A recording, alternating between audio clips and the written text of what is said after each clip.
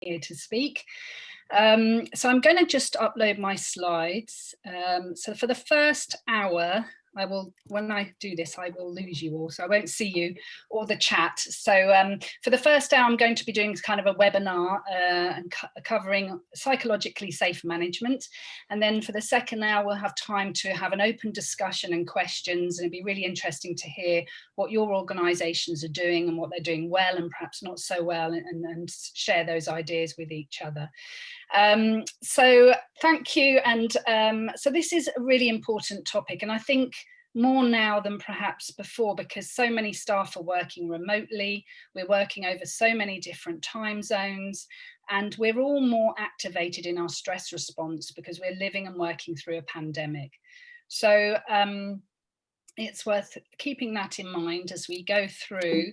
Sorry, I'm just going to get used to, that's it, changing the slides. Okay, so I've broken this down into 3 sections. So I'm going to start off just by introducing myself. Who are FD consultants? There's a couple of associates here today joining us, so it's lovely to see familiar faces. And then what does psychologically safe mean? And what is psychologically safe management? And Christoph, you kind of highlighted a really important point, that there's I think 90% female or more on this call. It'd be interesting to know from previous webinars whether that was similar or whether that's particularly about this topic. And then we're going to be looking at management skills, so the authentic leader, models of leadership, role modelling good self-care and promoting well-being in the workplace.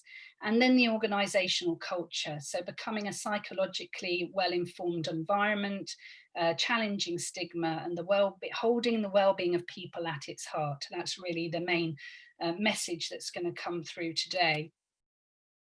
So a little bit about FD Consultants and who we are, and myself. So we're a global psychological health consultancy. We're a network of over 50 trauma specialist associates. We live and work globally. We speak over 20 languages.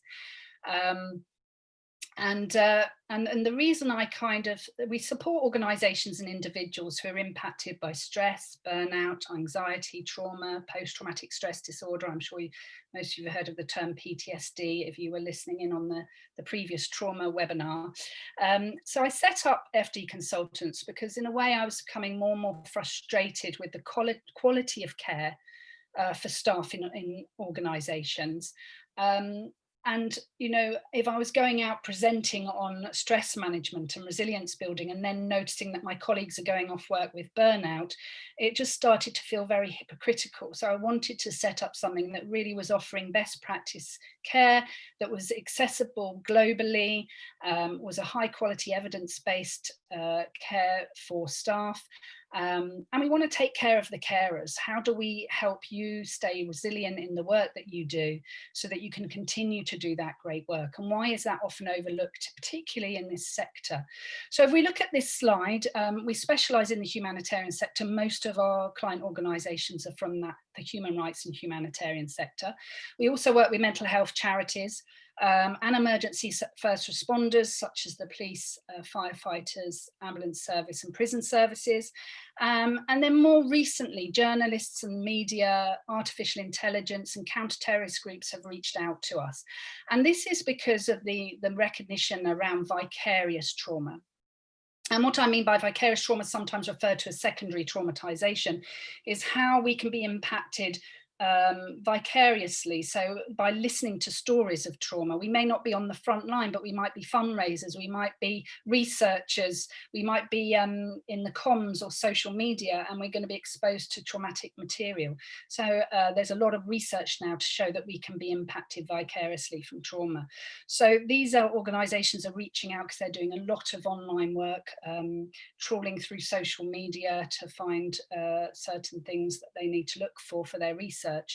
And there's a big high profile case some of you may be aware of from Facebook, where some of their employees sued them for suffering post-traumatic stress disorder due to this vicarious trauma of being exposed to traumatic material online.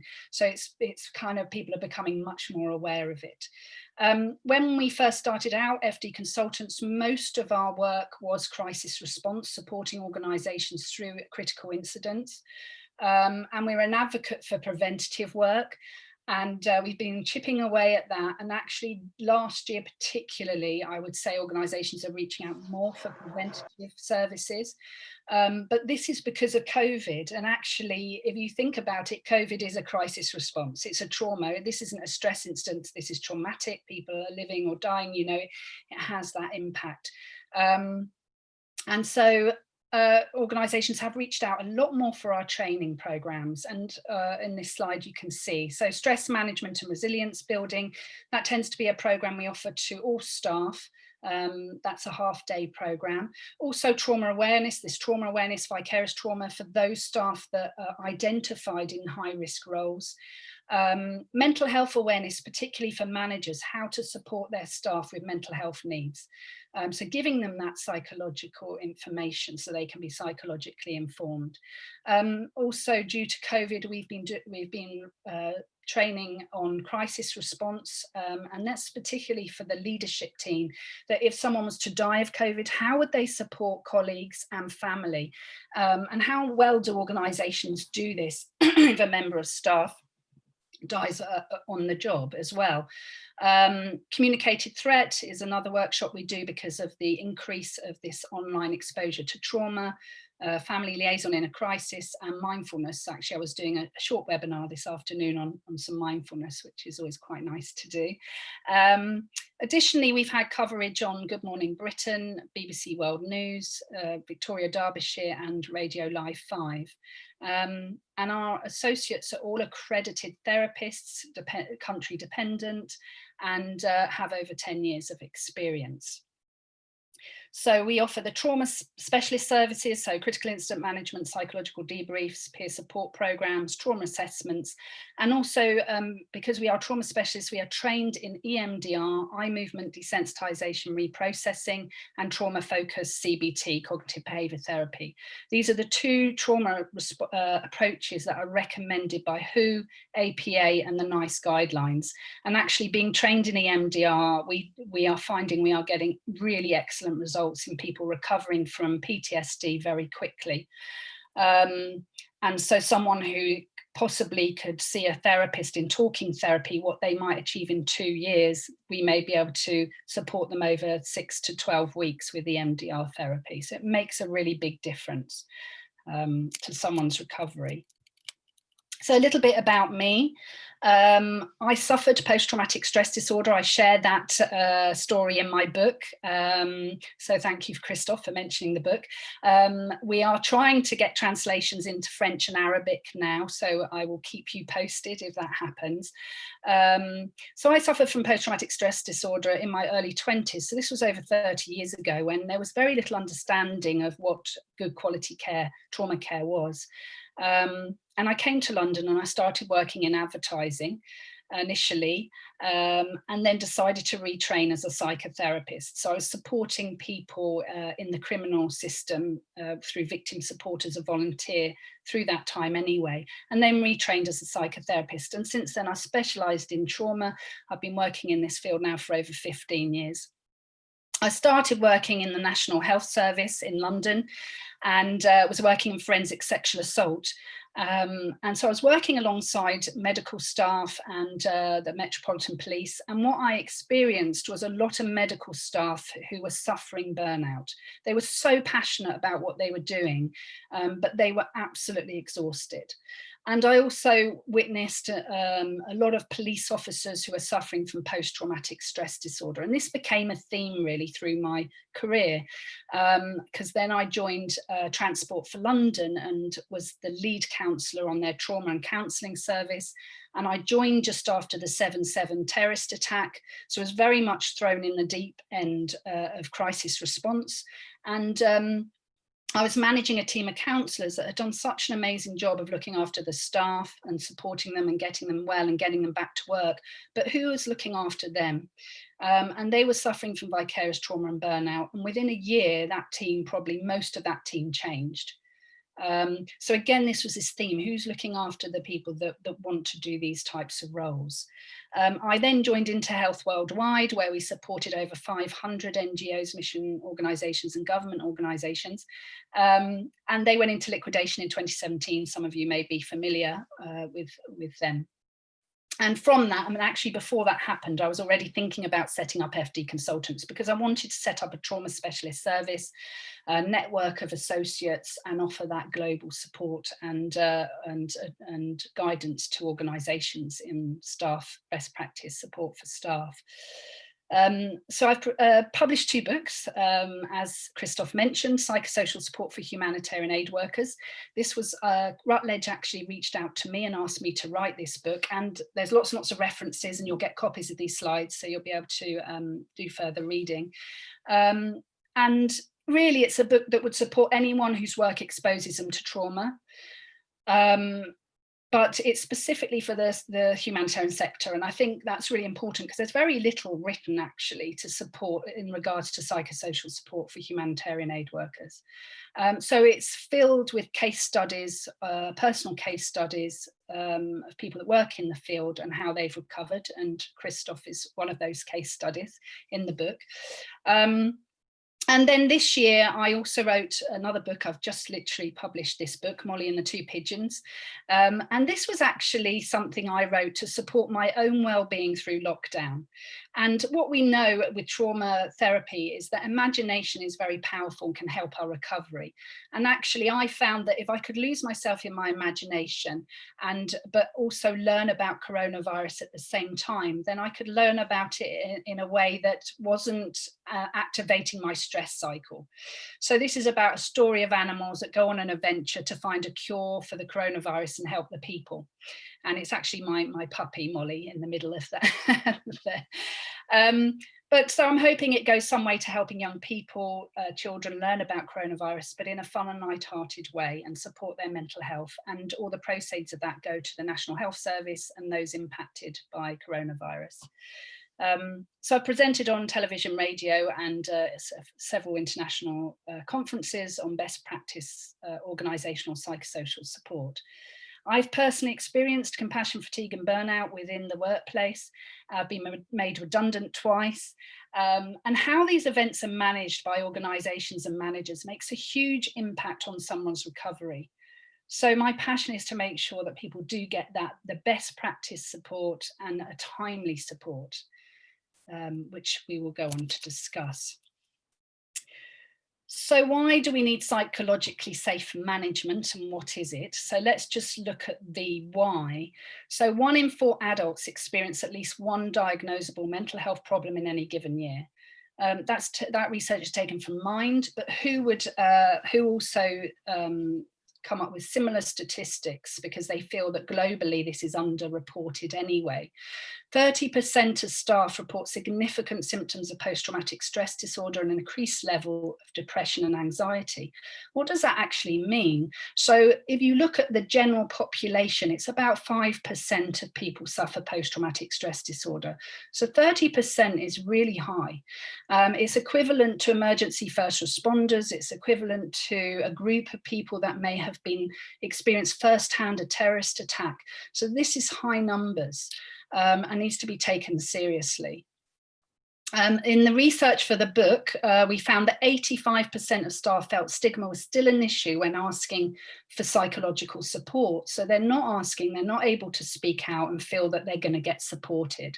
And only 20% of staff felt that their organisation offered sufficient psychosocial support. So that's 80% of staff don't feel their organisation offers sufficient support, and there's stigma. So that's going to make it really difficult for people to reach out and ask for support when they need it, which makes it even more important that managers can spot those signs and put those resources in place for their staff. So the other research that came out of our book, and also the hundreds and hundreds of workshops that we've facilitated. So what are the stress and trauma factors specific to the sector? So high workloads or poor working conditions, so excessive hours. There's this always on culture because of technology, and this is increasing. The pressures of this are increasing, and particularly because of COVID and working remotely, it's really hard to have that work-life balance and where to switch off and switch off from work. So working over time zones, sometimes working in isolation. And again, this is something that's really important for individuals and managers to watch out for. Staff that are becoming disconnected or isolated. How do we keep connected? It's really important during this time that we stay connected. So, and then the unreasonable deadlines. So this creates a much more reactive organization than a responsive organization. And that means that there's not much time for planning and preparation, and there's not much time for kind of reflective learning afterwards either. So that, you know, it's often jumping from one major task to another. The risk of exposure to traumatic material, so whether that's directly or indirectly impacted by trauma, and the impact that that has.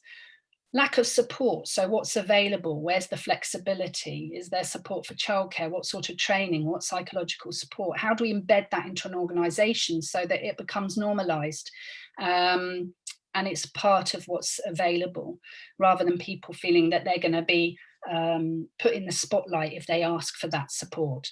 Difficult relationships. Well, if we've got a more reactive organisation, a more stressed organisation, it leads to breakdown of communication, which then can lead to splitting and ruptures and bullying. Organisational change seems to be a common theme that happens, you know, every few years. It seems that a lot of these organisations are going through organisational change. This really changes the kind, it doesn't make people feel safe. It makes people feel very insecure. And how that's managed is really important. And then all of this right now is compounded by the fact that we're living and working through a pandemic. So the challenges of working from home, juggling home life, whether we're having to homeschool or whether we live on our own and we're feeling isolated. The saturation levels, I'll talk about that quite a bit. So knowing where our saturation level is, it's really important for our own mental health, to know when we need to switch off and to really listen to our bodies, because our bodies will tell us this information, but our mind often overrules it and says, no, you've got to keep going.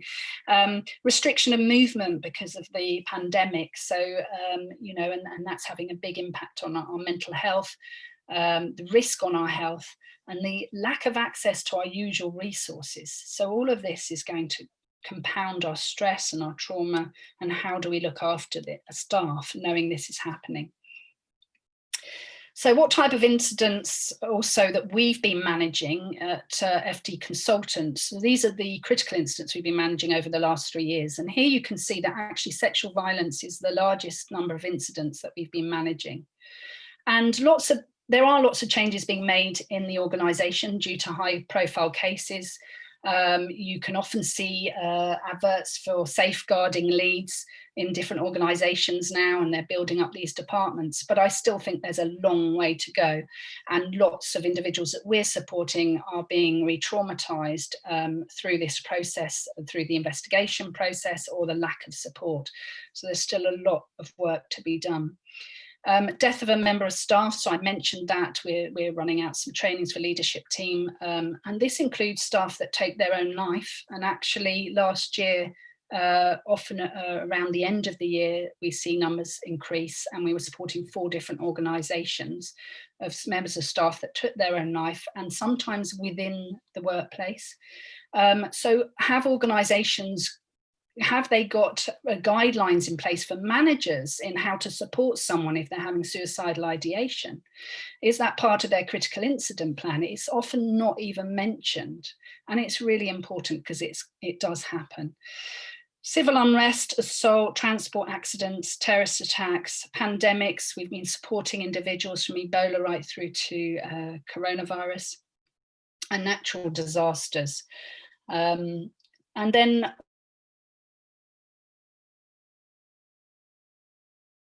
is in the book, that we found over 3 years of collecting data. Again, sexual violence increased by 25%, and severe mental health issues increased by 21%. So it's so important that managers understand and know the signs to look out for to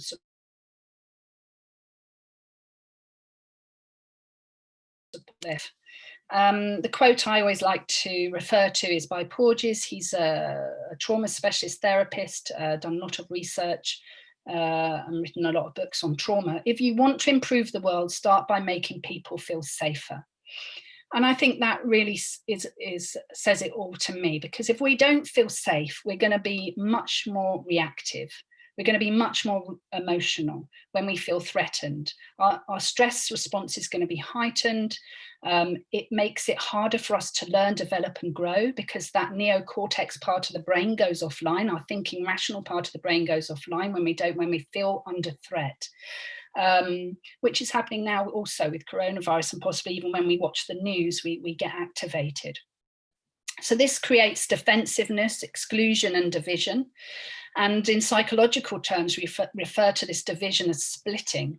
And I see this, when I go and support new organizations, I can usually feel how stressed an organization is, one, through the terminology, the type of language they're using, but also this splitting. We see this splitting happening when an organization's under high levels of stress. So, and then the language might be, we're the good guys, they're the bad guys. This kind of splitting between senior management and management, or staff and management, or even within teams.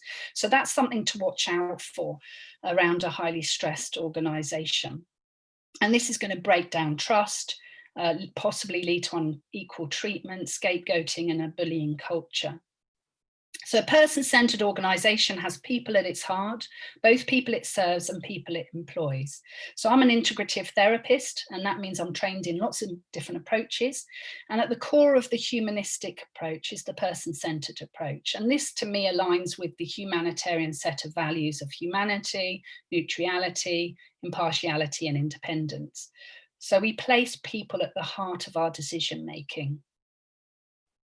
And we give people a voice. We listen to what they want, because it's going to be different things for different people. Even if they're suffering from the same thing, they will want different support. In the flyer for this particular webinar, I think we quoted Richard Branson. So he says, people are our greatest asset. Clients do not come first, employees come first. And according to Google, the secret behind high-performing teams is psychological safety. So when I started working in the charity and the humanitarian sector, I was really shocked at how little support there was, how little psychological safety there was for staff, how little recognition of the type of work and the exposure and the impact that's going to have. And I've worked in the public and private sector, so I was quite surprised by that.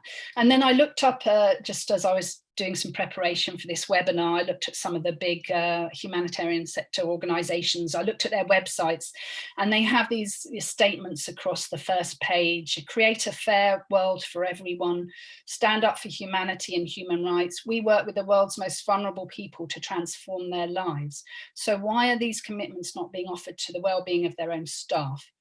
And a theme that came out from the book, actually, and the questionnaires and the conversations and interviews I had with individuals, was that we often overlook our own self-care for the greater cause. Within this type of work and any kind of caring work, therapists, emergency first responders, humanitarian aid workers, we often overlook our own self-care for the greater cause. And then that can be taken advantage of by organisations. And lots of individuals have said, this is more than a job, this is my life purpose. And the work can also be addictive. It's quite adrenaline fueled, and we can feel indispensable, and therefore it becomes quite hard to know when to stop. And the work is endless. We want to change the world for the better, so that we can feel helpless in that. That might lead us to work really long hours. And then boundaries. So that obviously then will impact our healthy work-life boundaries. And one manager said to me recently, I manage my staff's enthusiasm. And I thought that was quite an interesting statement, and hadn't heard that very much, but it kind of made sense, actually. And we can talk about that maybe a bit more. And another book in the references that I refer to is actually, it's often the most conscientious, hardworking staff that suffer from burnout, vicarious trauma, stress, anxiety. And this really challenges stigma and turns it on its head. And this doctor wrote a book called Depressive Illness, The Curse of the Strong by Tim Cantifer. It's in the references. And I think that title says it all, actually. It's often those that give too much of themselves, don't know when to stop. And actually, those are the signs perhaps that managers should be watching out for in creating those healthy work-life boundaries and a containment for that. I'm just going to move on to the next slide. Okay, there we are. Sorry. Okay, so this slide shows a picture of 3 people who have told their story publicly. So Mary Colvin is one of the world's most celebrated war correspondents, and she suffered severe PTSD. Her story is told in Vanity Fair and in the film A Private War. If you haven't seen it, I would recommend watching it. And her focus was to give a voice to the voiceless. But actually, who was listening to her? Who spotted the signs that she was suffering from PTSD and her mental health was deteriorating? She was encouraged to take more and more risk. And what we know is that if you're moving towards burnout and PTSD, it's actually quite hard to make those decisions for yourself. Other people will see it around you. And you need someone supportive to guide you through that. So she was taking more and more risk. And eventually she died whilst on the job in Syria. So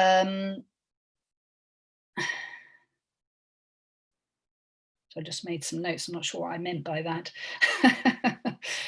And oh yes, I know what it was. So when I was working at Transport for London and we were managing the terrorist attack, and there was this guy was telling me his story. So he was an emergency first responder, and he had been working 3 days flat out without stopping.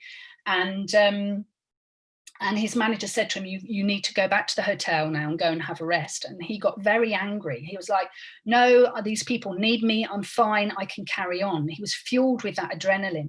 And she said, no, you really have to go back to the hotel. I'm telling you, you have to go back to the hotel.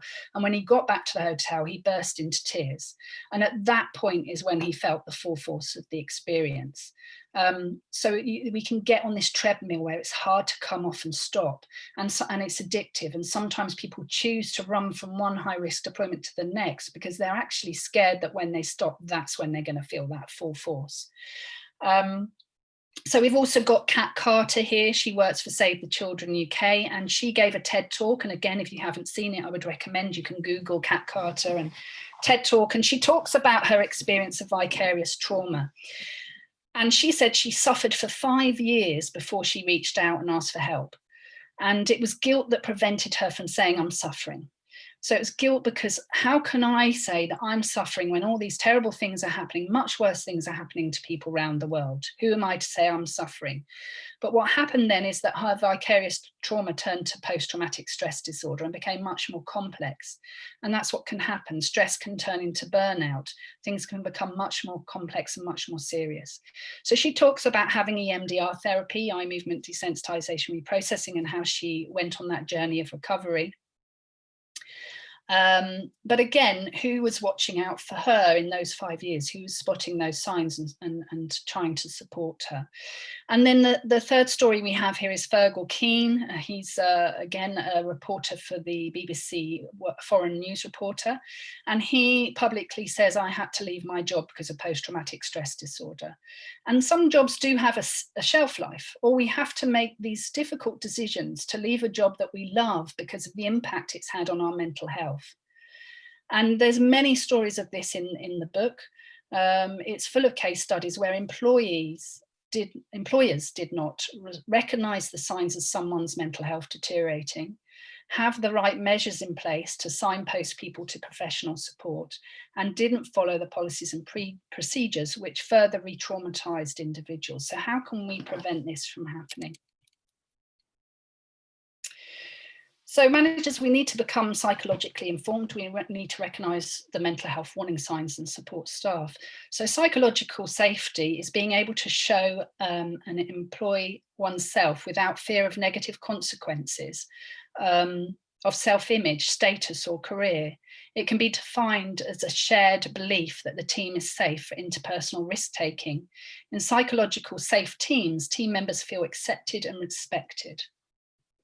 Studies on psychological safety point to wide-ranging benefits, including increased confidence, creativity, trust, and productivity. So in a psychologically safe environment, creativity, productivity, and innovation can thrive. Speaking out will not lead to punishment or embarrassment.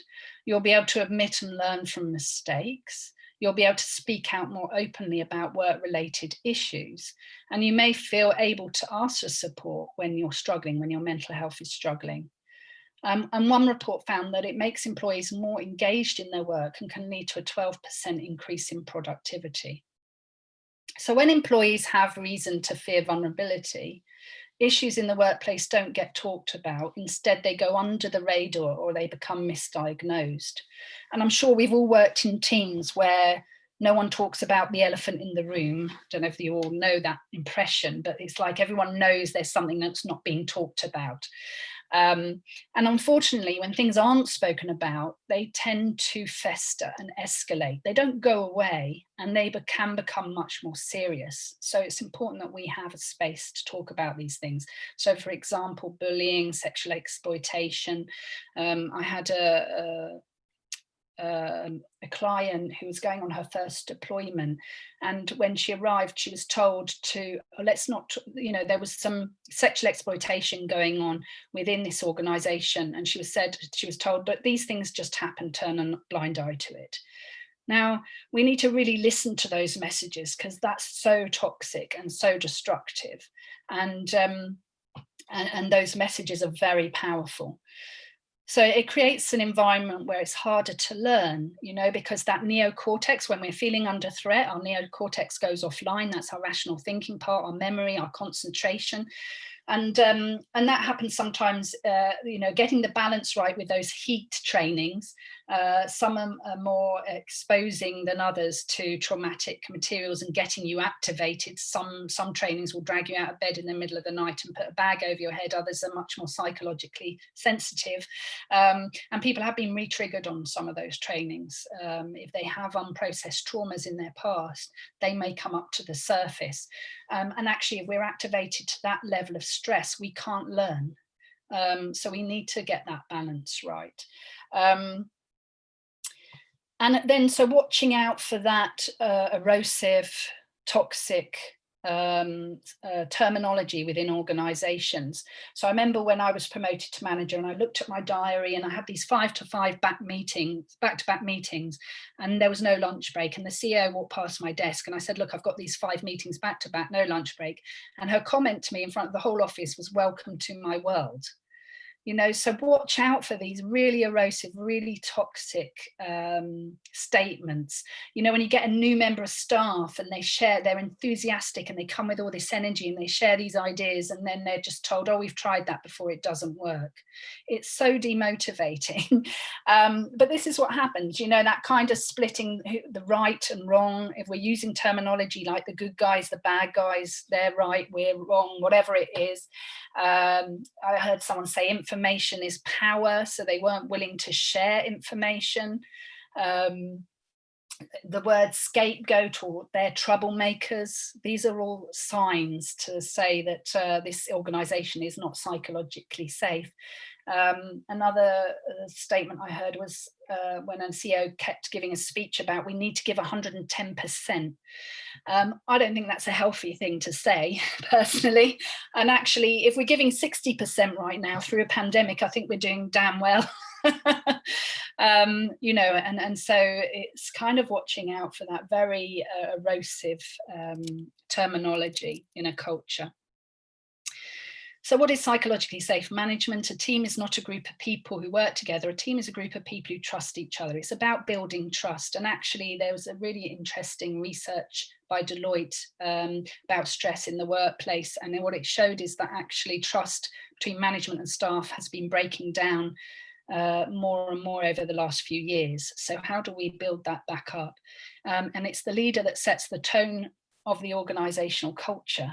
Now, this puts a lot of pressure on us as managers and leaders, but it's really important that we role model what is good self-care, and we want to be psychologically informed. You know, stress is contagious. If we have a stressed manager, this causes a ripple effect throughout the organization and down through the team. So in a safe environment, the organization will protect its people. In an unsafe organization, we need to protect ourselves from each other. And we know that that's not going to be productive. Okay, so here I relate to Simon Sinek, who was also quoted, I think, in the flyer for the webinar today. So he's given a lot of talks on leadership and written a lot of books about leadership. And he talks about Apple, Martin Luther King, and the Wright brothers, and asks why are they so successful or inspiring. And he concludes that they think, act, and communicate in the same way, which is often different from many of other organizations. So he talks about this golden circle communication. And what he says is most organizations communicate from the outside in. So what do we do? How do we do it? And you might get a bit of why, what we believe in, sometimes not. So he says that organizations and leaders that inspire more than anyone else communicate inside out thinking. So they start with the why, and then the how, and then the what. So we follow those who lead because we want to, not because we have to.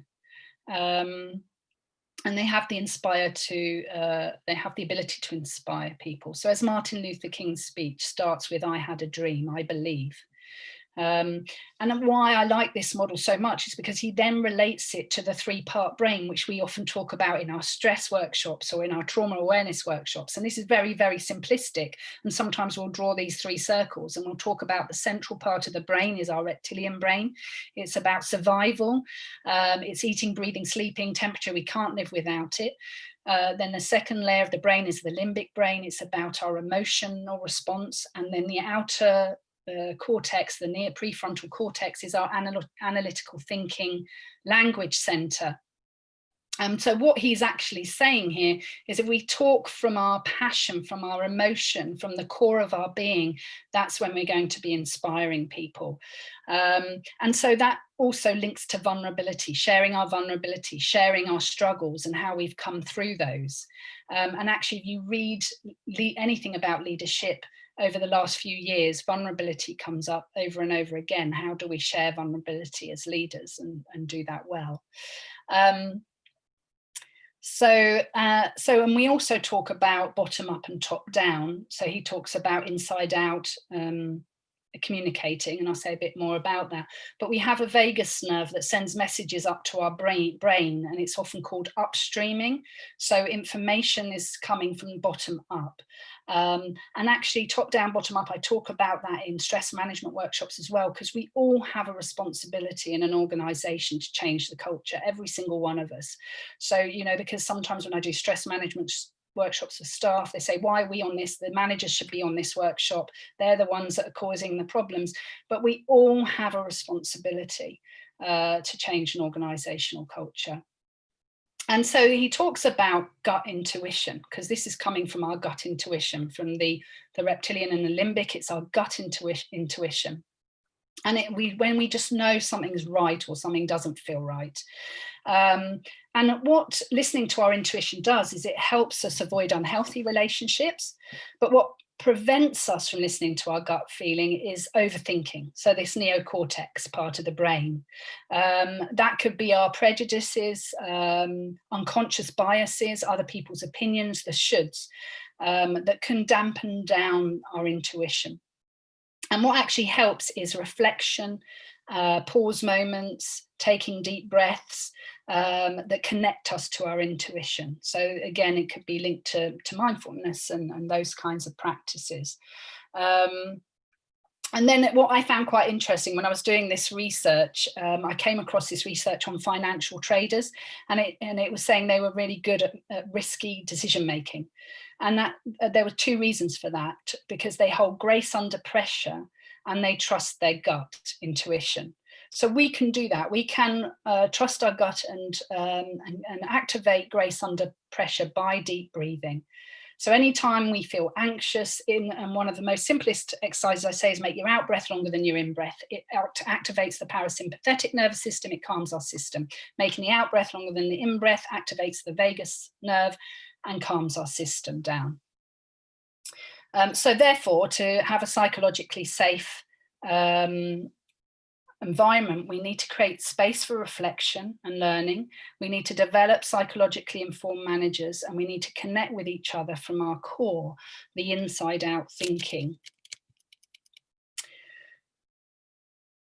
So I also relate this to the person-centered approach, as I mentioned earlier.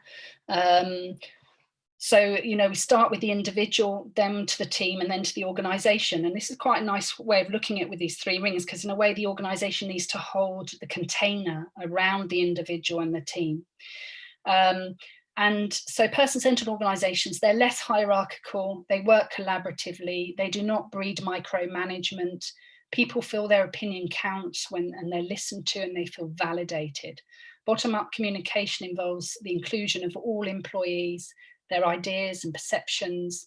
People are given autonomy and are able to make mistakes and learn from them. They feel able to make mistakes and learn from them. And again, I found this interesting because with trauma therapy, we often talk about bottom up when we're relating to neuroscience. So we enable people to listen to their gut feeling, and we offer them stabilization and resources and normalization. And we're going to do all of that first before we do any form of processing therapy. You can't expect someone to process their trauma experiences without feeling grounded and safe first, because actually that will cause more harm and can re-traumatize people.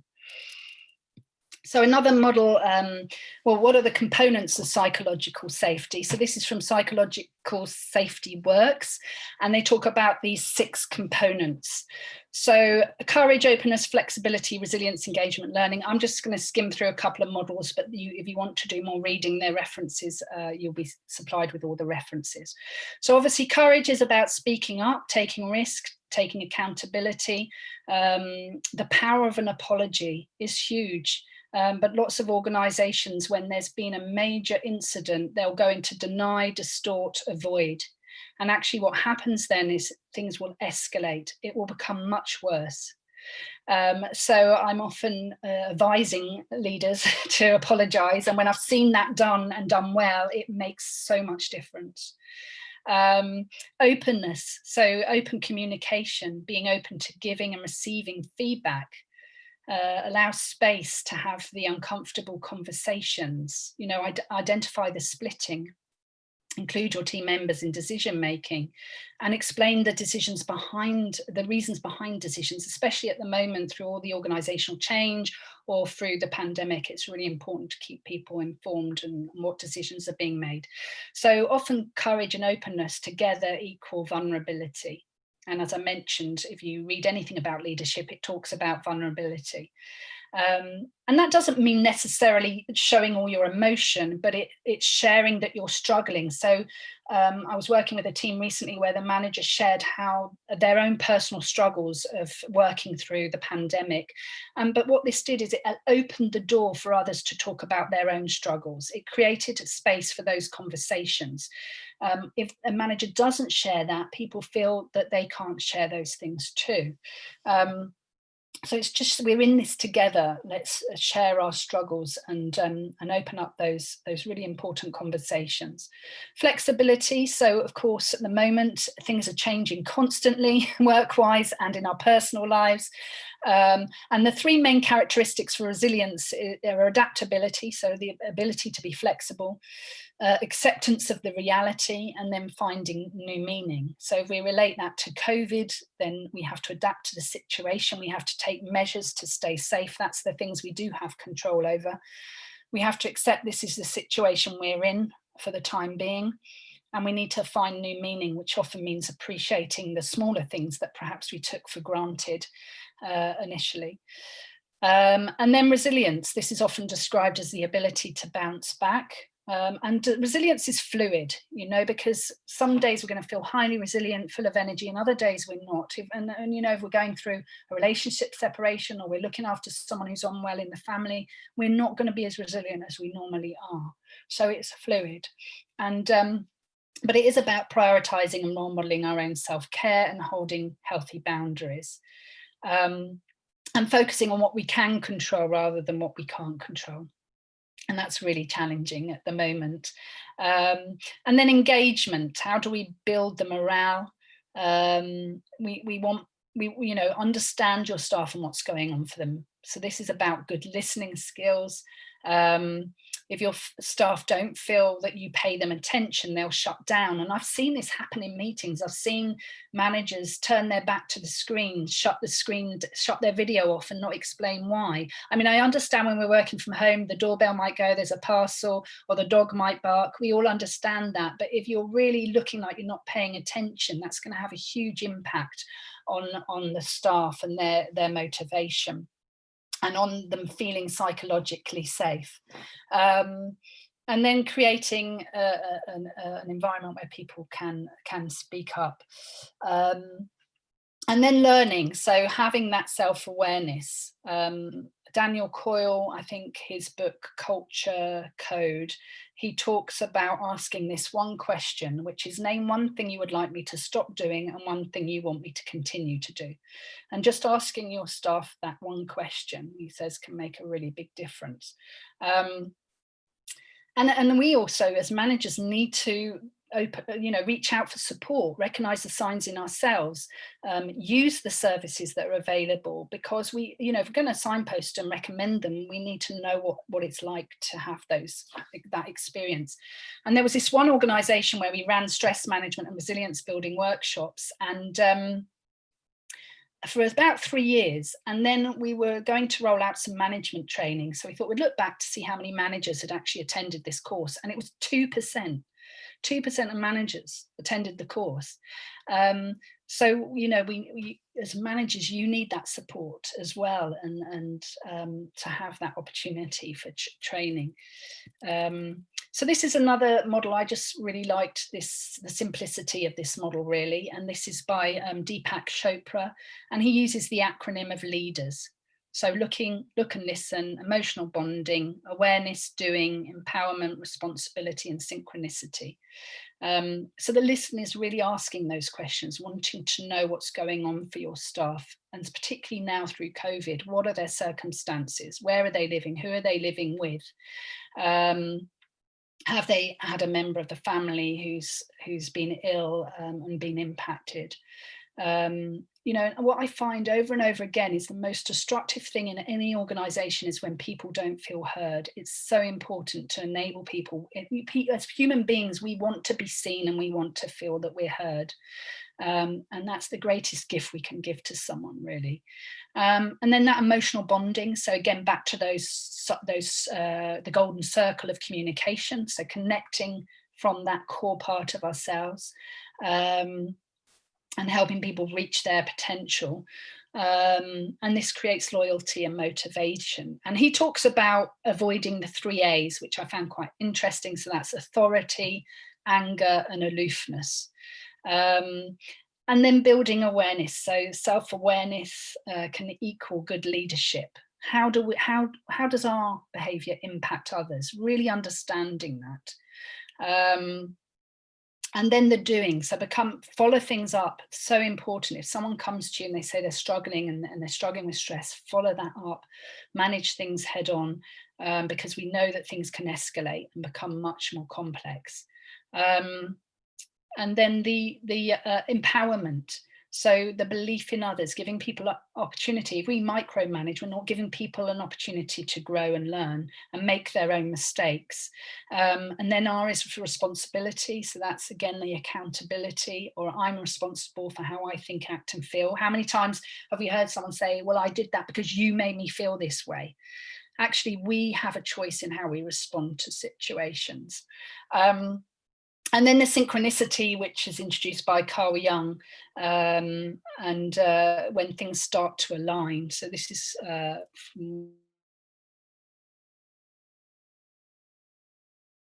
Soul of Leadership, which is quite a nice book to read. So I'm just aware of the time, probably only about 10 more minutes. Oh yes, sorry, I skipped past that one. Okay, so here I've just brought in a couple of case studies, and these are things that we've seen happening in organisations at FD Consultants. So here, a team have experienced civil unrest. Threats have been made to their personal safety. They have to immediately evacuate their office, and one member of staff is injured. So I've created two different outcomes. So outcome A, the team were offered a psychological debrief as a group. From this debrief, two members of staff were identified as needing further support. They both went on to have an individual trauma assessment, and one individual from that went on to have 6 sessions of trauma specialist counselling. Scenario B is that nothing was done, nothing was offered. Two members of the team went off sick. One went off sick, long-term sick. Another member of the team became very angry at the organisation. Their performance dropped, and eventually they left. So you can see that it can have such a huge impact on the outcome of how someone is supported. And I think particularly with trauma and that immediate support after an incident. Often when someone comes for trauma therapy, we find that actually it's not the incident they're working through, it's how they were treated immediately afterwards by everyone else around them, or something a manager said that's the thing that gets stuck. And actually, even with those two scenarios, what I'm trying to show there is which of these two scenarios cost more to an organisation. Because I hear over and over again, well, it's down to lack of resource. We don't have the money. We can't bring in the psychological services. But actually, the fallout of not having had that, of people leaving with experience or becoming angry at the organisation, and then that, it's in a way, it's a small world, and their reputation is talked about, and people go off sick, and that has a big impact on everybody. So in case study B, a member of the team who is usually a high performer comes to tell you that they're feeling stressed. So the outcome, there are two outcomes. So the team member was offered some reasonable adjustments at work. The manager discussed their specific needs. The team member went on to participate in a stress management course, and their performance started to improve over time. The second outcome is the team member was offered a short weekly checkup with their manager. Sometimes these were cancelled and sometimes at the last minute, and the manager often seemed distracted. The individual had mental health issues in their past, which were triggered through the lack of support from the organisation. And eventually the team member signed off sick and attempted suicide. So these are kind of common scenarios that we hear in the work that we do. And again, the question is, which scenario is more disruptive to the team and the organisation? Because that has a huge impact on the team. If people go off sick, if somebody leaves, if someone's burnt out, it has such a huge impact on the team. And so I think these are really important questions. And then this is some of the recommendations that we would make for organisations to have in place to support their staff. So we talk about preventative measures, treatment measures, and rehabilitation, so the organisational culture.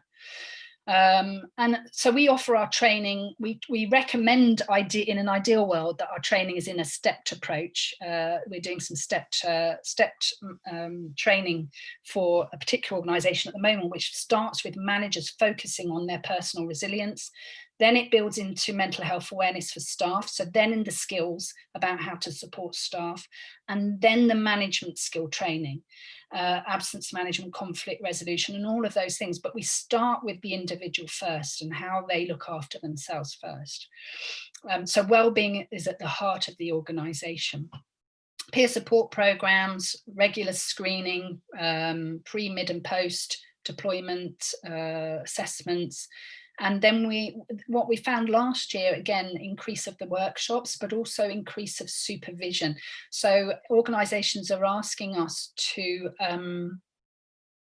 to offer a regular supervision, say monthly or every 2 months, to teams that are recommended, who are identified in high-risk roles. So that's usually teams that are exposed to trauma indirectly that we're supporting. So they have somewhere to go and kind of debrief or discuss that and get that support from their team members as well. And then treatment, so creating the wellbeing program, the trauma management program. Most organizations have an employment assistant program, but also checking that this is trauma specialist, because a lot of EAPs, even though they say they work with trauma, they're not trauma specialist services. And then the rehabilitation.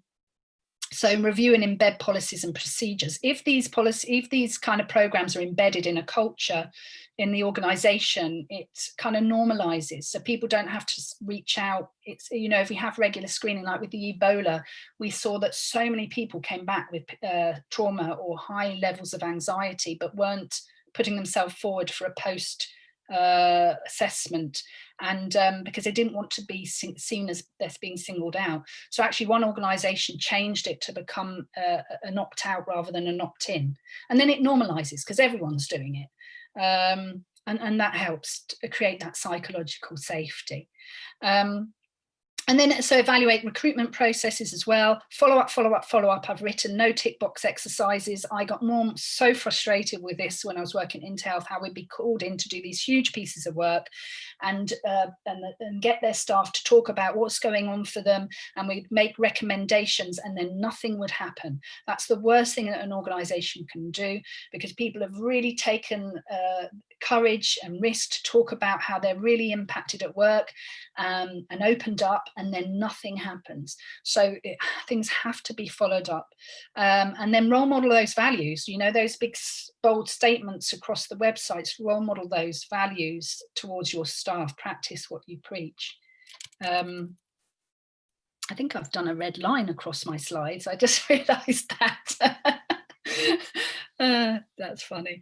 And then the critical incident plan. So again, checking, you know your policies as well. So one of the things we do on the management training is to make sure that the managers read through certain policies before the training, and then we'll ask them about it.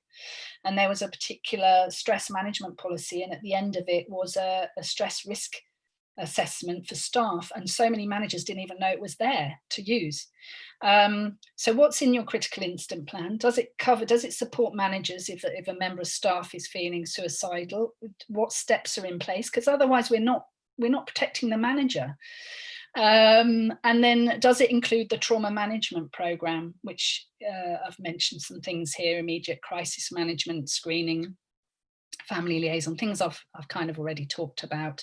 And that follow-up, because we also know that about 30% of people have a delayed response to trauma.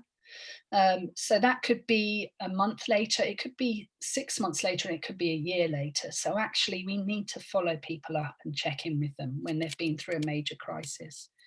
So what can we do right now? I want you to feel that there are things you can do right now, and it's not all just about going on training courses, because this is about feeling empowered as managers. So what we can do right now, and things that people are doing through the pandemic, is really having those regular check-ins, getting to know your team, getting to know their individual circumstances. Let's promote well-being. So lots of organisations now, they're booking in an hour meeting, but they're only taking 45 minutes. So they've blocked the diary for an hour, but they're allowing people to have that 15-minute breather space. We want to create those pause moments, those reflective moments where people can just stretch and deep breathe or go for a walk. So shorter meetings, but keeping them blocked in, and also make all your meetings about task orientated.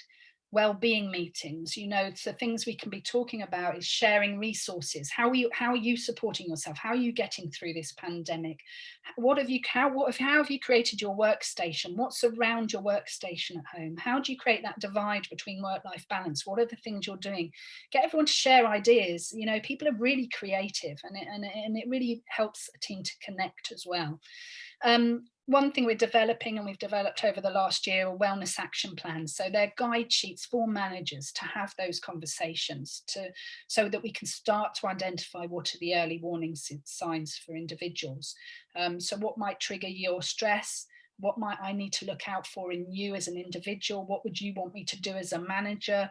You know, these kind of wellness action plans. Organizations are using those for all new staff, or they're using them when a staff is coming with a mental health crisis, or through COVID, organizations are using these every 6 months, just through the pandemic, to support staff. Greater use of flexible working. So one organisation was saying you can do your hours between 7 in the morning and 7 in the evening. As long as you do your 8 hours anywhere in there, we don't mind when you do them. So if you want to take a big chunk off in the middle of the day, you can do, because everyone's rhythm is different and everyone's responsibilities at home is different. So it's kind of being much more flexible. And actually from this, are people going to continue to work from home a few days a week? You know, which individuals would that suit, which individuals would that not suit, and getting to know that about your staff.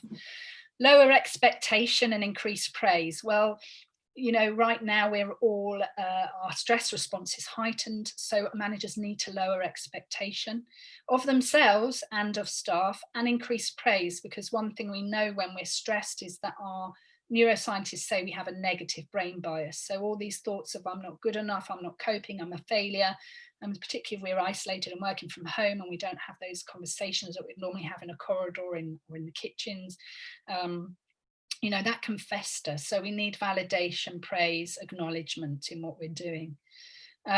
Know what psychological services are available and try them out for yourself as well, and, you know, and reach out for those services.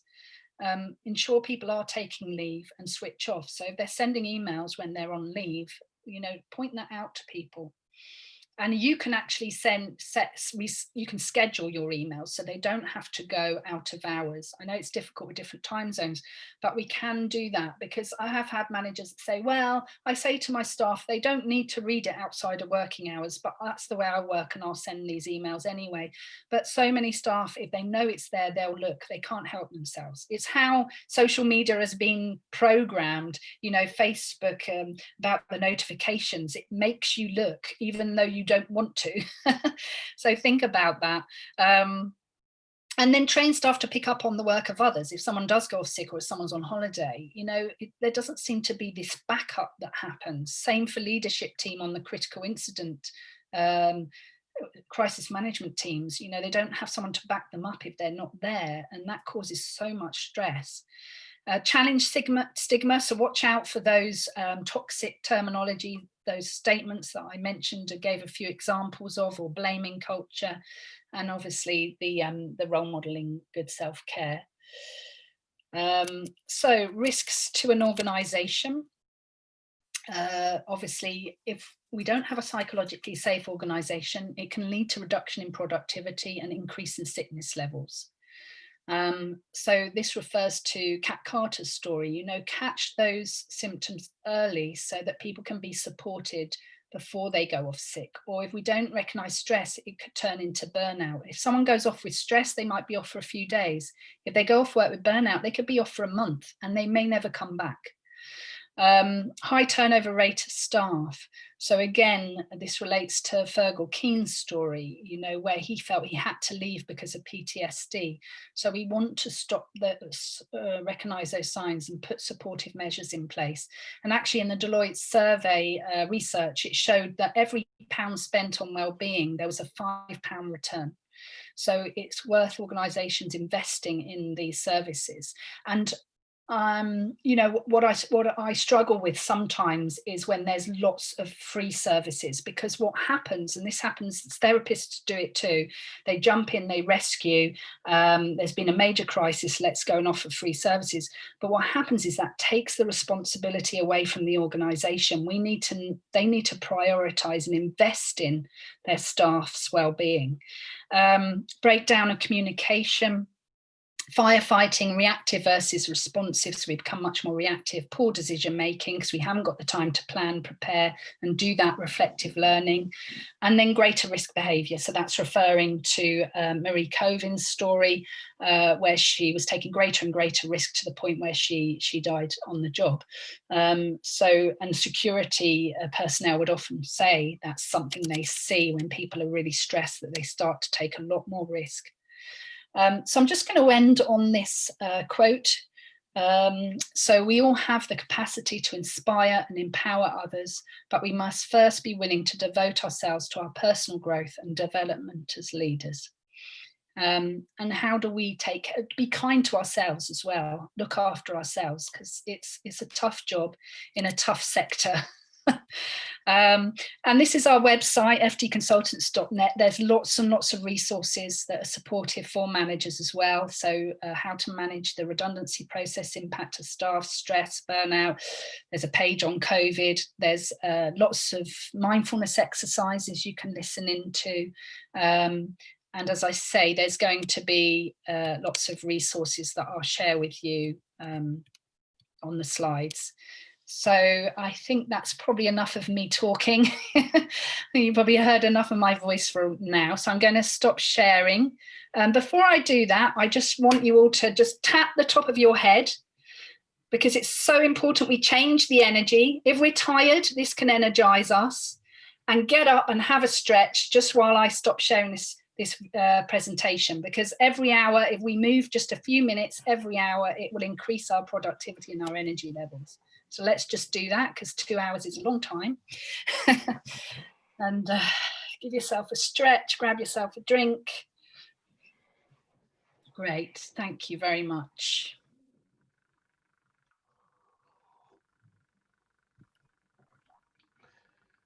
All right.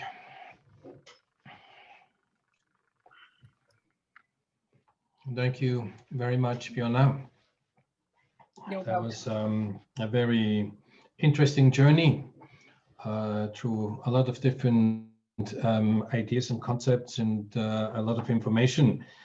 I very much enjoyed that, and I hope that everybody found something that is really relevant for them, or maybe it causes questions. So as we said in the beginning, we would like to have this more of an interactive discussion, if that's possible. We're not that many people today, so I think that should be possible. I would like to invite you, if you have a question or a statement even, or some reflection, or a good, what do you call it, a good example that you would like to share. Please speak up. You know, if it's possible, maybe turn on your video camera so we can see you. And maybe also, I think it would be nice if when you speak up, maybe just shortly introduce yourself. We can see your names, but maybe also tell us what is your role or where do you work, so we can put it a little bit into a context. So with this said, I think we have another 45 minutes so maximum, then we'll be here for 2 hours. I'd just like to open the round and you know, invite you to somebody to go ahead.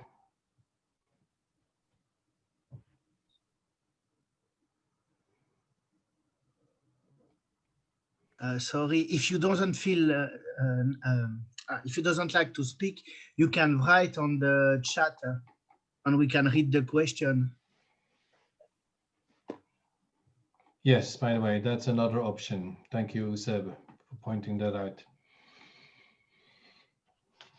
I mean, maybe I can just raise an issue here, because I noticed 3 points. One of them is that leaders set the tone of organizational culture. And the other one, you were talking about splitting. So, you know, a conflict between different parts within the organization, between staff and management, et cetera, et cetera. And then also you mentioned that 85% of the people fear the stigma for speaking out or asking for support. I mean, what kind of ideas would you suggest for really anyone, maybe a lower level manager or just a simple, you know, a not manager, a staff member, how could they, you know, safely engage in something that could be culture change, that could improve? I mean, some organizations are implementing peer support programs. So they're training volunteers within the organisation on psychological first aid. So one, they're getting the knowledge, and two, they are, peers can be signposted to have that initial conversation in a safe way with a peer. So it wouldn't be with a manager, it'd be someone on the same level. And yeah, splitting. So what happens with splitting is that you have, you get these divides that happen. And I think the more unsafe we feel in an organization, we almost clump everyone into this group. Oh, that's the leadership team, they're the nasty guys. But actually they're made up of individuals. And so it's remembering to kind of identify everyone as individuals. Because otherwise it becomes very divisive. And any trauma incident, it brings people together or it creates divide. We see both happen. And we can see that in the pandemic as well, how that's bringing people together in the divide. I don't know if that answered your question, or if anyone has any ideas of what you do in your organizations that work well. I was actually wondering if there's any organization or any example where a peer support program has been set up successfully and one that's really operating and running well. I do know some, but again, it's really because at the moment there's mental health first aid, I think, that's taking over, I think in the UK anyway, but it's very UK based, it's not global. And so we've kind of created our own version where it's much more addressing the global audience. So also it's how these peer support programs are implemented. So again, is it a tick box exercise? Is it just an organization saying we've trained these staff, but actually they have no system in place and people aren't being signposted and there's no kind of vetting of the service? And additional to that, like refresher training for the peer supporters and also supervision groups, so that if they're activated or triggered, they have somewhere to go. So I've seen in some organizations, they've sent people off for these trainings, and then there's been nothing else offered. So it has to be part of a system that's embedded into the organization for that to work well. Yeah, I agree. And but even having that training for staff, so they understand mental health themselves, they can recognize the signs in themselves and in their peers and in their colleagues, that's going to start changing an organizational culture because it's embedding it into the system. And people are going to be more psychologically informed and aware. Maybe I could ask a different question. I'd be interested to hear your thoughts on upwards management. And I think you've given a lot of really excellent reflections, thanks, around setting examples to our teams and management. I think quite a common position is that we're trying to lead by example, but of course there's the classic scenario that I think happens very frequently where we're trying to minimize sending emails outside of working hours, positive traits, etc. And then that pressure just comes from above, and you're trying to ensure you're not spreading it below, and it just kind of builds up in this kind of mid-management space. So I think I'd be really interested just to hear from other people and from you, Fiona, reflections around how, when we see our boss is struggling, and often particularly when that's in quite either hierarchical organizations or quite hierarchical cultures, where people aren't used to having these conversations. My work experience is in the Middle East and East Africa, and it's a very different conversation than in the UK, and how to go about flagging that concern to our boss in a way that's sensitive, and how we can do that, and yeah, any positive examples of kind of upwards management of stress where it's, yeah, be really interesting to hear your thoughts. Thank you. Yeah, and I think it's particularly, I'll be interested to hear other people's thoughts on this as well, and what other organisations are doing, but it's particularly difficult, I think, for mid-managers, because you are in that buffer role. So you have the pressure from above and the pressure from below, and it's really challenging. And that's why we are implementing these wellness action plans, because then everyone at every level is having those conversations. And so then someone would need to pick that up with your manager, and it wouldn't be your responsibility. But otherwise it's finding somebody who they would be willing to listen to have those conversations, because again, it's about self-awareness, isn't it? And we're doing this from a supportive measure to to help them, but it may not be seen that way sometimes. And it's interesting, when I do the pre-screenings, one of the things we ask is, you know, what do you notice about when you're stressed? What do you notice when you're stressed? And if someone says, oh no, I'm never stressed, that's a big warning sign to me, because everyone has a stress response and everyone gets stressed. And actually, usually people that say that, you can feel it in their body, it's full of tension, you can sense it, but they're like, no, I'm fine, it's nothing to do with me, I don't. So yeah, I can see that that's a challenge, but perhaps having these wellness action plans in place, or finding somebody who would who they would be willing to have that conversation with and feel comfortable with. But anyone else in their organisation where you feel this might have been done well?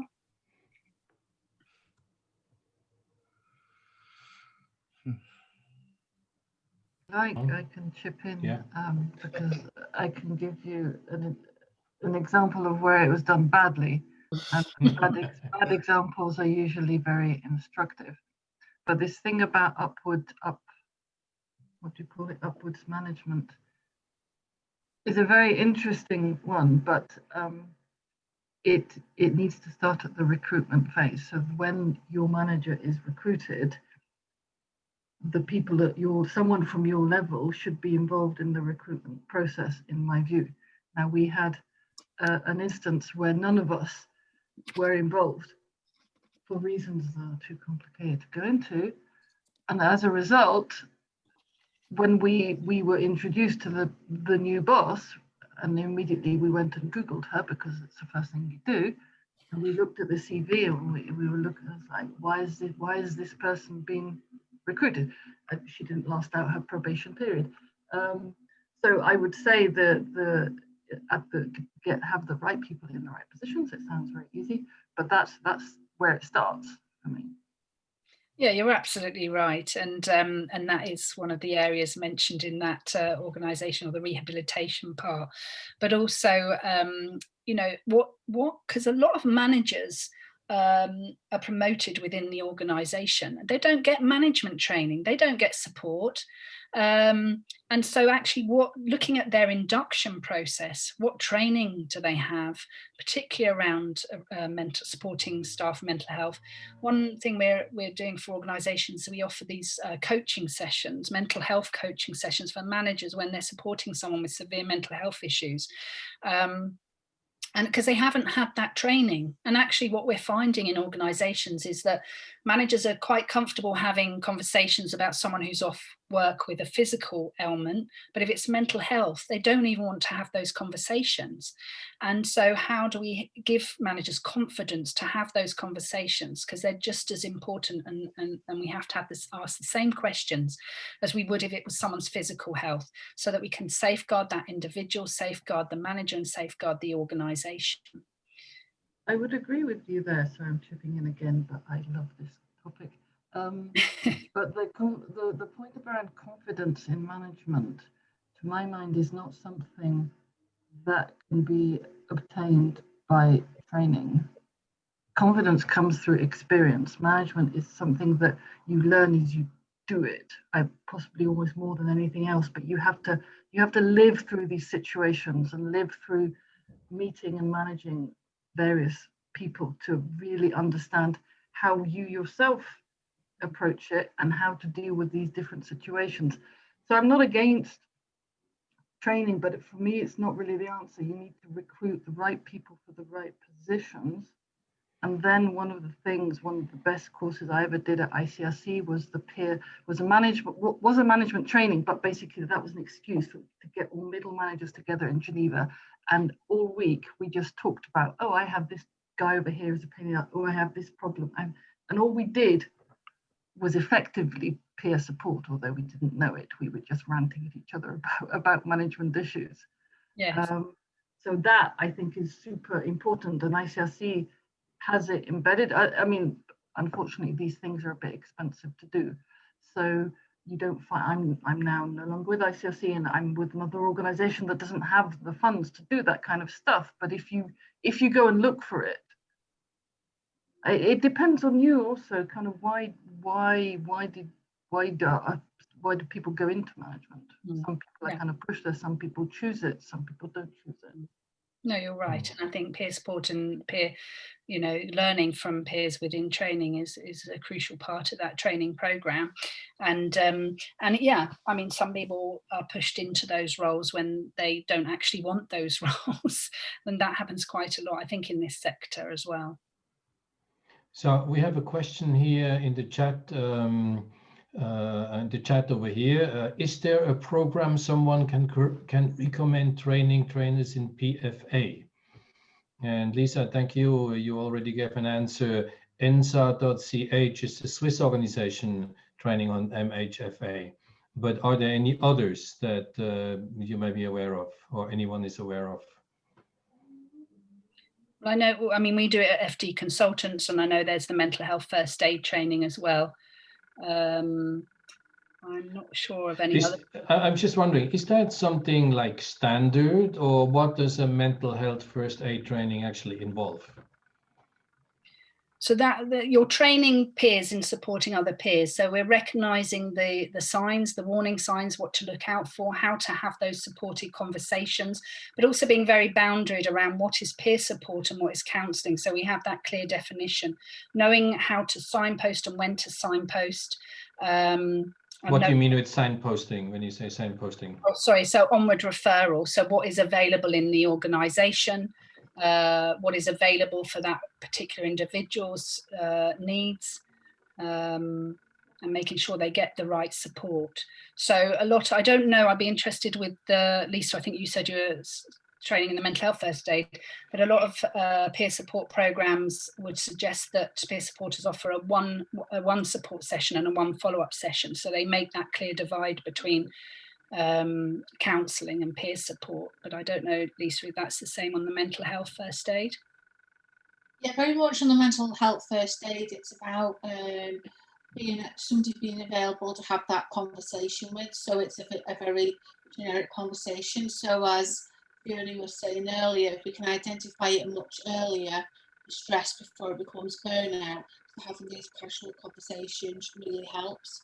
And then the mental health first aider in the organisation feels then the person needs further assistance than they can provide, it's the onward referral or signposting to the services that are around. So it might be like consider the EAP or consider the GP, or signposting if they think that that is needed. So it's trying to catch it really early.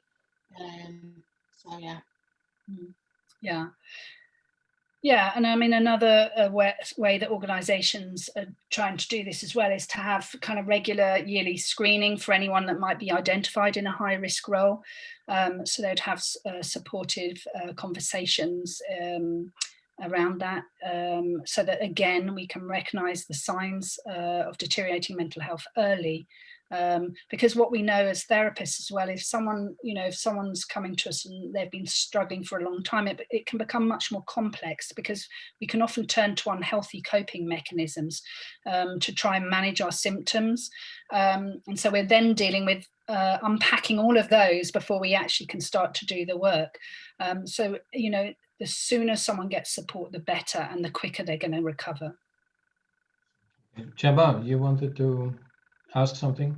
Yes, thank you. Thanks, Fiona. It's really, really interesting, your presentation. And I'm sorry to say I haven't read your book. I'd really like to. But I guess I'm just interested in when you wrote the book, and also kind of what you were presenting here in terms of demographics. And I mean, the obvious thing is here to distinguish between international staff and national staff, and staff from the global north and staff from the global south, just in terms of psychological safety and the issues that come up, because obviously it's different for different people, I imagine, what makes people safe, what the risk, what makes people feel that they're threatened in the workplace as much as sort of outside in the field and the critical incident or anything like that. So I'm just wondering how much that's explored in your book, as I say, not necessarily just national and international staff, but I think people of colour, when they're in a very white workspace as well, kind of,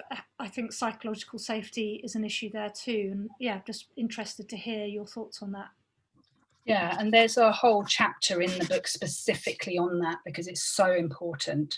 And one thing we've done quite a lot at AFD Consultants is research on support for national staff and making sure that everyone has access, equal access to psychological support. And I think just a few weeks ago I was running a workshop in Armenia, so obviously they're dealing with conflict and top of COVID, and absolutely. So how are we supporting people in those types of environments? And one other thing that came up in, I think in that chapter, was around individual profiling as well. So lots of security will look at risk assessment in regards to the deployment or the environment that someone's working in, but actually what about the individual regarding their culture or their sexuality or their disability, and how is that individual then made to feel safe and protected? Yeah, so I mean we could have a whole other webinar on that subject alone. Can I maybe ask a follow-up question to that? I'm Maria Wagner. I'm Integrity Officer at CoCreate, so I'm one of those safeguarding professionals you referred to earlier, and agree that there's still a long way to go.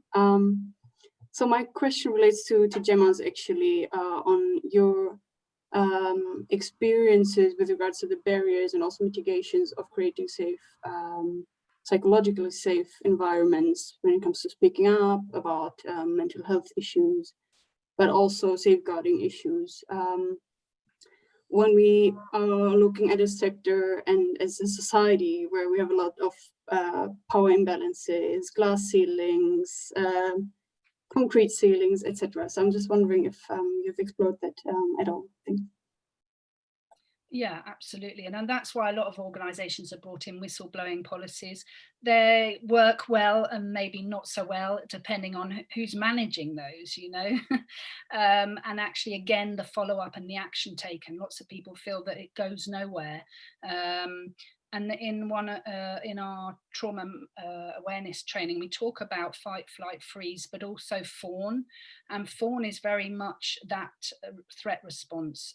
So when we're talking particularly about high-profile sexual exploitation cases, yes, people may go into fight, flight, freeze, but fawn is more we're aware this is going on, but we're not saying anything. And that could be because of the power imbalances. And actually, what impact is that going to have on us if we speak out? And are we going to be scapegoated, or are we going to become the target of that unfavourable behaviour?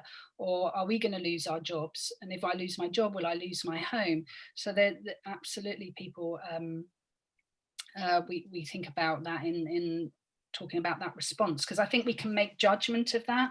And actually, it is a threat response. Those actions. So how do we make it possible for people that feel disempowered to find and have a voice? And sometimes that's also through,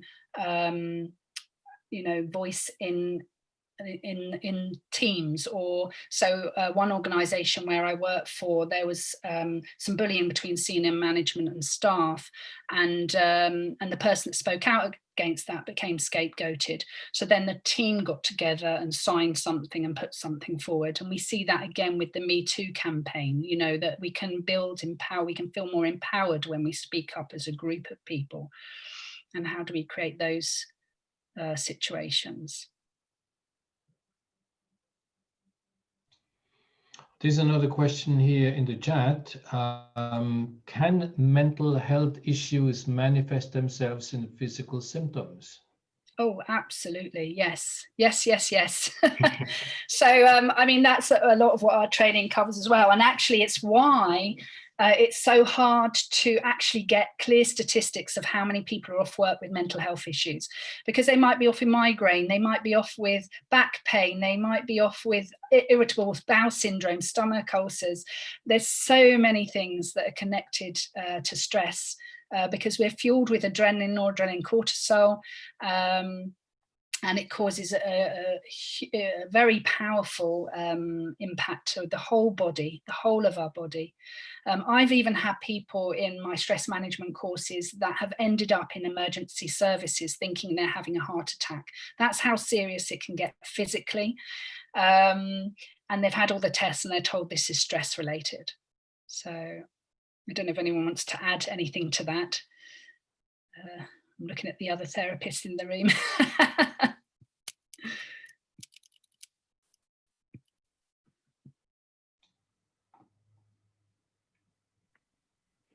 Any other questions, statements? Or what I have seen, just to answer to, or to add to what Fiona said, I would say that there are, in my practice, I always see physical reactions linked to trauma or stress. I would say it's a whole. You seldom see separated only, stress in your head without having physical symptoms with it. And I think we should see a package when we search for, if there is any event, you will see that maybe not immediately, but afterwards, depending on how people get help, there will be consequences. There will be consequences on the physical aspects. Yeah, and I like that you say holistic, because it is. It's the physical, it's the psychological, it's a spiritual, it's how we make meaning of the world that can be hugely impacted by stress and anxiety and trauma. Yeah, so it impacts the whole system. And actually, that's why, for me, like working in emergency first responders, they get this training. It's part of their induction. So they will recognize those signs. And that's what I think humanitarian sector needs as well, just as a basic induction into this type of work.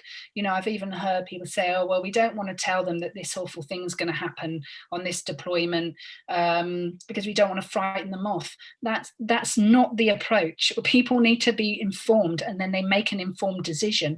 And actually, if people are told, they can mentally prepare themselves. It's the worst impact is when we're not expecting something and it comes at us out the blue. And it would be much better if people were well informed before the experiences.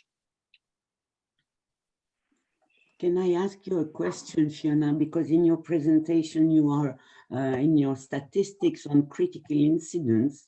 The first one was sexual violence.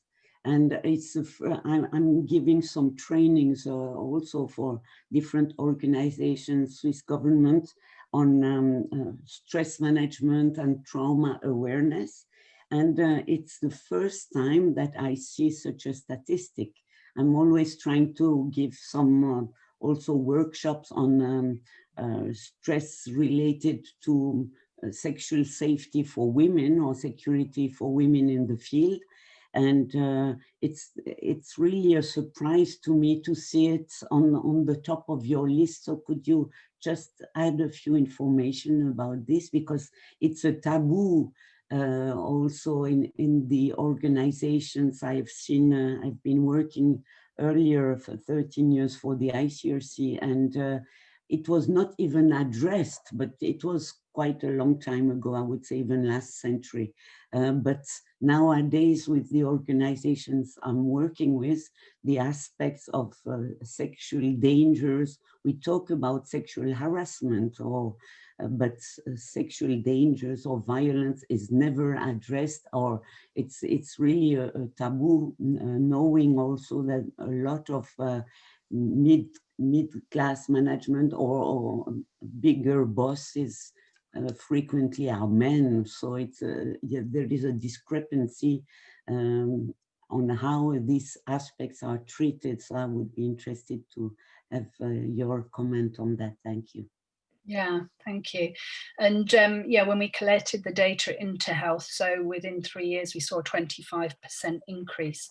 And I think that's just scratching the surface, to be fair with you, because I think, as mentioned earlier, someone asked a question around how do we make it safer for people to speak out about these things, and particularly culturally, and when people feel really disempowered.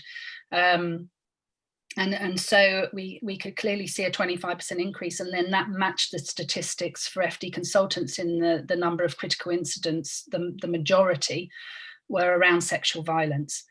So it doesn't surprise me anymore. And actually, when I entered the world of therapy, the number of clients that I had where where their experiences are around sexual violence or childhood sexual abuse. And I even started to question myself, am I just attracting these types of clients, or is this actually happening a hell of a lot more than we think? And unfortunately, it's the second one. This is happening a lot, and I think we're only just scratching the surface of it. Particularly in certain cultures, it would be impossible to talk out about it because you would be penalised, or you might even be thrown in prison if you speak out about it. It can be really horrendous.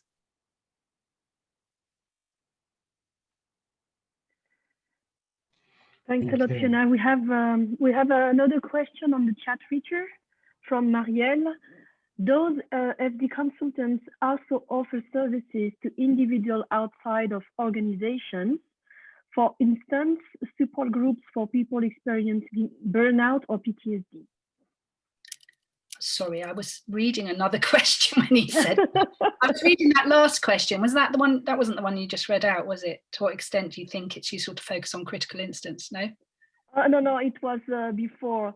Does FD consultants also offer services to individuals outside of organizations? And for instance, support groups for people experiencing burnout or PTSD? Absolutely, yes. Yes, we support individuals and groups, particularly who suffer burnout and PTSD. Yes. And do you want me to answer that? Sorry, that one I just read. So what extent do you think it's useful to focus on critical instance? Well, I mean, I don't. That was one slide. I think because I talk about vicarious trauma as well as direct impacted trauma, absolutely. And so we can all be impacted from just because we work in the sector, and these are the types of stories that we hear. And we know that stress can lead to burnout, and vicarious trauma can lead to PTSD. But we all have constant low level every day, and particularly now through coronavirus, we're all, as I say, our stress levels are heightened. But what I say when I give when I'm facilitating workshops is actually stress, anxiety and trauma, they are similar. The symptoms are similar. You can do the stress cycle for stress, you can do it for anxiety, you can do it for trauma. There is a slightly different brain patterning that happens with trauma, which causes the flashbacks, the intrusive thoughts. And obviously, when you go through those scales, it becomes much more intensified. So all the resources and all the things that we would talk about how to support yourself can support anyone that's suffering any level of stress, high level or low level stress.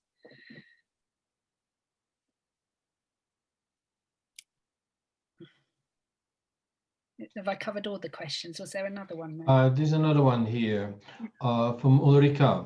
On taboo and stigma, there's also the aspect of insecure contractual arrangements, consultants, secondments, etc. So with the fear of not getting a contract renewal or a new posting, issue of stress and feeling mentally unhealthy is not raised by an individual. Is that part of discussions when you, Fiona, work with the management of an organization? Yeah, absolutely, because that's right. If someone's on a temporary contract, and actually there was one organisation where it was mainly national staff were on the temporary contracts, and of course that's going to increase our stress levels, the sense of uncertainty, and speaking out. And actually speaking out about mental health, the reasons were for being demoted, not getting that promotion, possibly even being put on a performance plan. This is what sometimes people have experienced in organisations, and that's got to change. Maybe if I could just ask a related but different question. So at one end of the spectrum, there's kind of fear of speaking out. And then at the other end of the spectrum, I think in our sector, there's the like badge of honor. When I first started working and met people who it was this like, well, how many traumatic events have you been in? And how many times has your compound been raided? And how many times have you been through a really nasty checkpoint, et cetera, et cetera. And just from like the interviews and the research that you've done over the years, I'm really interested to hear if you think that trend is changing with perhaps more women being promoted into senior leadership roles. I think the gender balance of this call is really interesting, but whether or not there's a recognition that I think that cowboy culture that was very dominant. Is that changing? And how do you relate with that, with the kind of unique nature of the humanitarian sector? I think it is changing, but I still think there's a long way to go. So it is changing. And unfortunately, like when I said, most of our referrals initially were when there was a crisis response. And often what I hear when I'm trying to embed these services into organisations is we don't have the funds. But when there's a critical incident, those funds appear. And it's usually from a place of wanting to protect the reputation of the organisation. So again, we've got to rebalance those priorities and invest in the well-being of our staff, and it is changing, but it's chipping away. And I think that's one thing that, because I can get really frustrated and quite angry about this sometimes, and I want to speak out for people that are being treated unfairly or aren't getting the right support and can see that their mental health is being damaged through their work. But I have to keep reminding myself it's about chipping away, because we will be having that ripple impact that will be making a change and making a difference. Even the fact that we're having these conversations, that's making a difference. And there's more and more of these conversations happening. But I've been speaking at conferences in this sector for quite a few years, and the subject keeps coming up. So it is something that can go around in circles, but I try to think of it as a circle that spirals slightly upwards, like a spring each time, and each time we go a layer higher, and eventually we'll get there. But I think COVID and being in a pandemic has had a huge impact as well on the recognition of mental health on staff and having to take that seriously. And I really hope that some of the services that are being embedded into organisations will continue after the pandemic as well, because that will be really important. Fiona, I'd like to kind of circle back to the beginning. And again, we see that today it's women who participate, and there's a lack of men. And we know that there's more men in management positions, even though there's efforts by some organizations to, right the balance a little bit out. But is that generally your experience, that when you work with organizations that you don't work with men, or what does it need in order to raise the awareness of men to, to connect with this? Yeah. I mean, we have some good advocates actually that are men. So, but often, like yourself, people that are willing to share their story, and through that they really are passionate about helping others, and as managers will share those vulnerabilities and those struggles. But yeah, probably the majority of people that use the service are female. I think if you have embedded into a system either the regular screening or these kind of pre-deployment resilient consultations, it opens up the eyes for men, because they have to have those. It's part of the system of their deployment, and then they think, oh, this is what it's about, and it's not that scary, and it's okay, and actually I've gained something from this session. And so that can change people's thinking as well. But yeah, it is very telling today. But I mean, peer supporters, it'd be interesting to see how many people sign up female to male. There's one I'm about to roll out early February, but that is 50% men, 50% women. So that's good. Yeah. All right, good, thank you.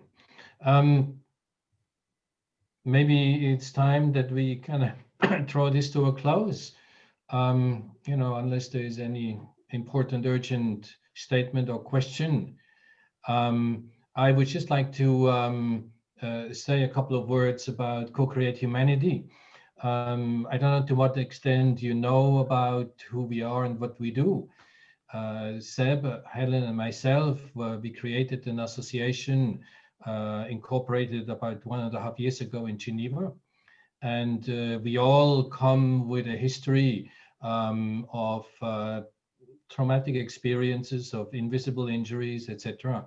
And it has been kind of my vision since I experienced my traumatic experience now nearly 24 well, more than 24 years ago.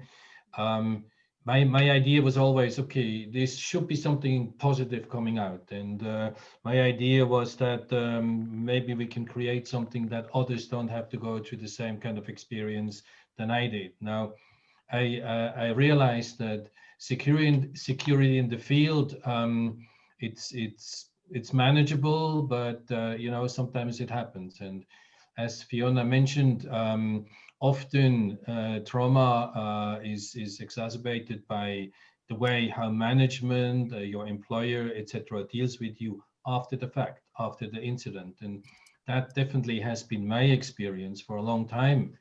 I had a hard time to find meaning, to step forward, to heal, and that has been.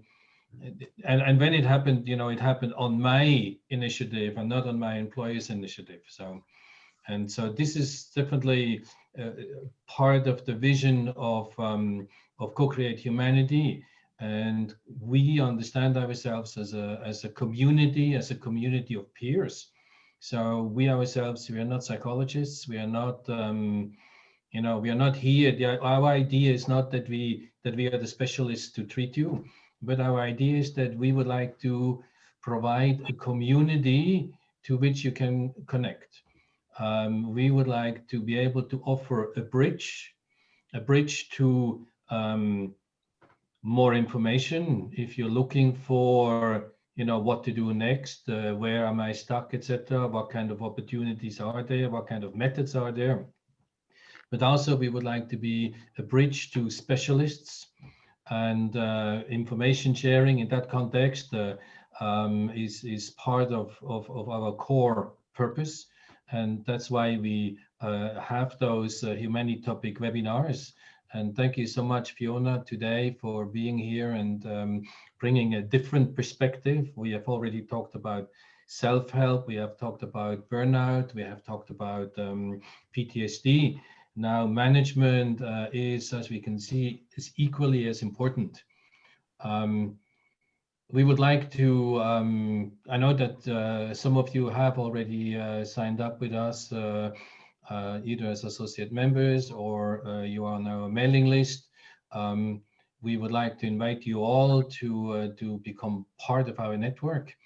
My vision is really to create a global network where humanitarians can always find other humanitarians, where we find somebody who we can talk to, where we find somebody who we know may have maybe have a similar experience, and can, you know, make contacts within the community.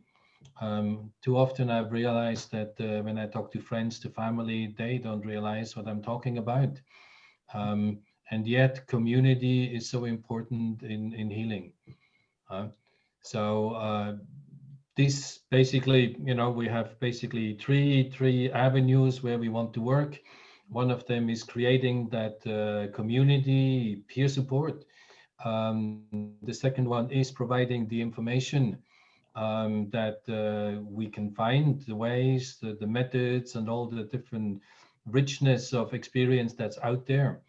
And the third way, obviously, will also be some advocacy, and that will be advocacy with the public, that issues like burnout and trauma is not just being marginalized, but it's also advocacy with employers, with organizations, with agencies, that I hope that one day, you know, this is going to be fully accepted, that okay, this is a risk, but we're going to deal with this, and there is supportive places or supportive cultures there. So you know, I'm a strong advocate for ditching the duty of care in favor of a culture of care. Yeah. So okay. Thanks a lot for that, Christophe. I just wanted to remind you that the webinar is recorded, so you will have access to it via our website, plus the presentation, of course, and some other guidelines Fiona would like to share with us. So it should be available in a few days. Once again, I would like to thank all of you for being here tonight. Thanks for your trust. And I also would like to announce the next webinars that we will organize. We have one webinar a month. So the next one will take place on the 23rd of February. The topic will be on transgenerational trauma and how it affects the work in development and humanitarian aid. And on the 25th of March, we will have another topic on psychological functioning, stress, and hostile environment concept in the humanitarian sector. So of course, we will publish all these webinars on LinkedIn, Facebook, and on our website. And we will also send you a survey after this webinar, just to have your feedback on it. And if you have any topic you would like to raise up for next time, just let us know. We are here for you. Thank you. All right. Thank you very much. Thank you. Thanks again, and take care, everyone, and see you soon for the next webinar. Thanks very much. Thank Very you. interesting. Okay. Bye. Bye-bye. Thank you. Ciao. Ciao. Ciao. Thank you. Bye-bye.